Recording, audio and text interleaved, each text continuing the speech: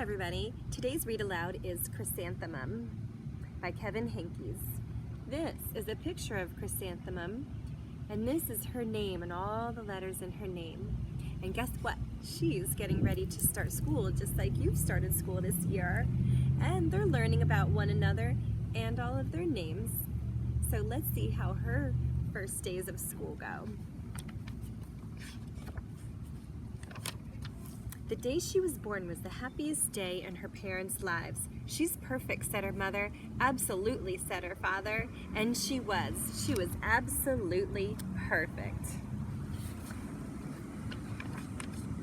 Her name must be everything she is, said her mother. Her name must be absolutely perfect, said her father. And it was. Chrysanthemum. Her parents named her Chrysanthemum. What do you think about that name? Chrysanthemum grew and grew and grew, and when she was old enough to appreciate it, she loved her name. She loved the way it sounded when her mother woke her up. She loved the way it sounded when her father called her for dinner, and she loved the way it sounded when she whispered it to herself in the bathroom mirror. Chrysanthemum, chrysanthemum, chrysanthemum. Chrysanthemum loved the way her name looked when it was written with ink on an envelope. And there's an envelope. She loved the way it looked when it was written with icing on a birthday cake. And there's the cake, and there it is, her name on the cake and icing. And she loved the way it looked when she wrote it herself with a fat orange crayon. Chrysanthemum, chrysanthemum, chrysanthemum. Chrysanthemum thought her name was absolutely perfect, and then she started school. On the first day, Chrysanthemum wore her sunniest dress and her brightest smile, and she ran all the way.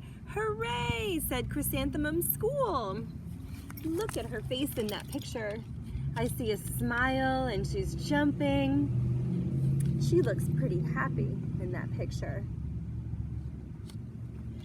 But when Miss Chud took roll call, everybody giggled upon hearing Chrysanthemum's name. Here are all the pictures of her school family, and look at their faces. They're smiling, but they're also laughing. And I wonder how that would make Chrysanthemum feel, because in this picture she is so happy. But if somebody is laughing at your name, I wonder how that would make you feel. Ooh, so look at her in this picture now. Look at her face. It sure does not look like it did in this picture. So I don't think she feels happy anymore. It's so long, said Joe. It scarcely fits on your name tag, said Rita, pointing. I'm named after my grandmother, said Victoria. You're named after a flower. Chrysanthemum wilted. Wilted kind of means to just go down like this and feel somewhat sad. She did not think her name was absolutely perfect. She thought it was absolutely dreadful. There's that picture again. And there's Chrysanthemum. The rest of the day was not much better. During nap time, Victoria raised her hand and informed Miss Chud that Chrysanthemum's name was spelled with 13 letters. That's exactly half as many letters as there are in the entire alphabet. Victoria explained. Thank you for sharing that with us, Victoria, said Miss Chud. Now put your head down. Oh, it looks like they might be at nap time. And she's saying some things, Victoria, that aren't very kind. And look at Chrysanthemum's face now. I don't see her looking happy anymore. If I had a name like yours, I'd change it, Victoria said as the students lined up to go home. I wish I could, thought Chrysanthemum miserably. Oh, I wonder if is that a helpful thing to say? Or a hurtful thing to say. And there she is again. Look at her face. She doesn't have that happy smile anymore. "Welcome home," said her mother. "Welcome home," said her father.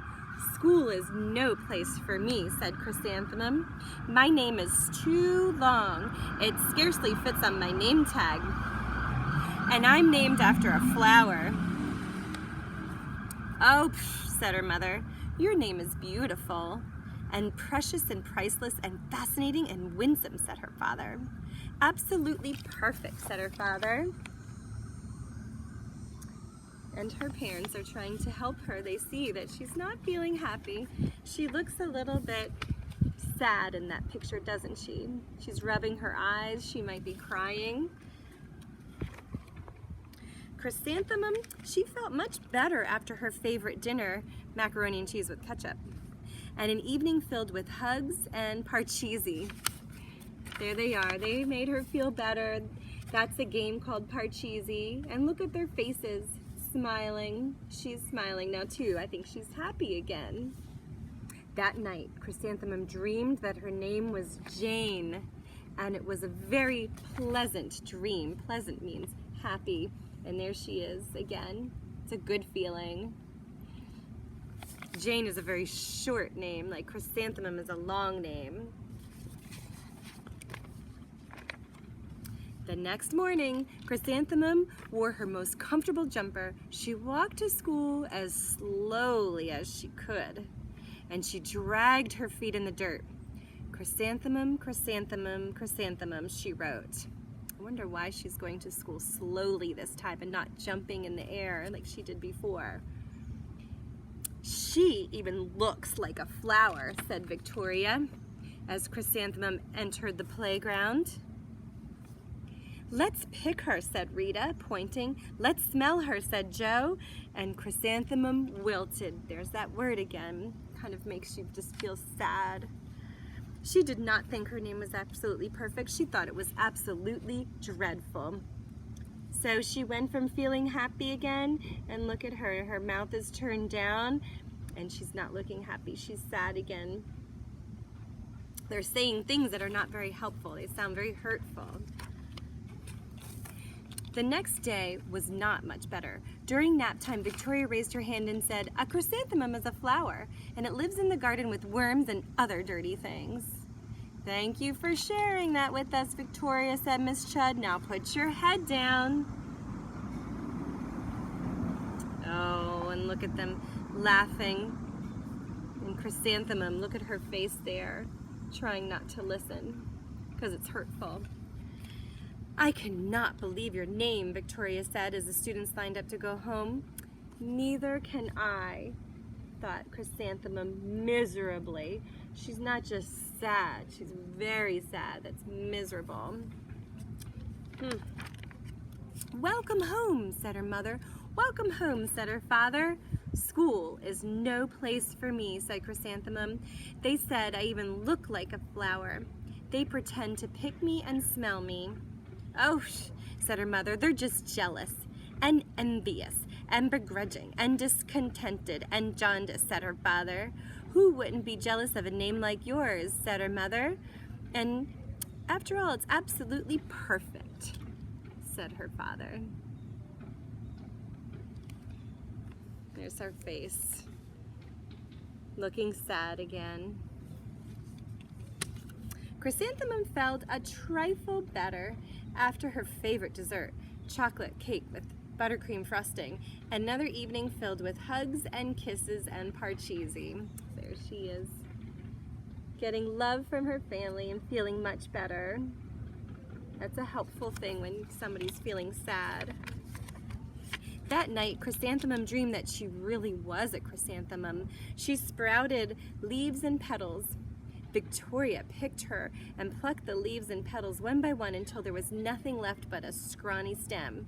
It was the worst nightmare of Chrysanthemum's life. Chrysanthemum wore her outfit with 7 pockets the next morning. She loaded the pockets with her most prized possessions and her good luck charms. Chrysanthemum took the longest route possible to school. She stopped and stared at each flower."Chrysanthemum, chrysanthemum, chrysanthemum," they sounded like they were saying. she's not hopping and jumping to school like she was in the beginning. She's going very slowly. That morning, the students were introduced to Miss Twinkle, the music teacher. Her voice was something like out of a dream, as was everything else about her. The students were speechless. They thought Miss Twinkle was an incredible and indescribable wonder. They went out of their way to make a nice impression. They really liked that teacher, and they wanted her to like them. Miss Twinkle led the students in scales. That's a way to sing different notes. Then she assigned roles for the class musical. Victoria was chosen as the dainty fairy queen. Rita was chosen as the spiffy butterfly princess.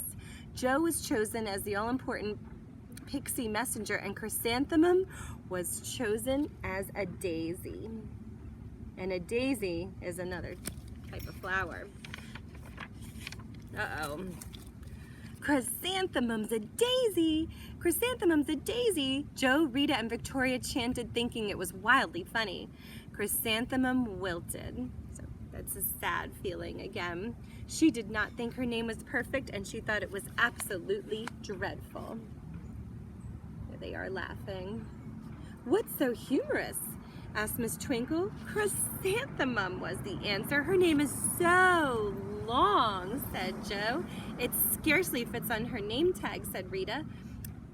I'm named after my grandmother, said Victoria, and she's named after a flower.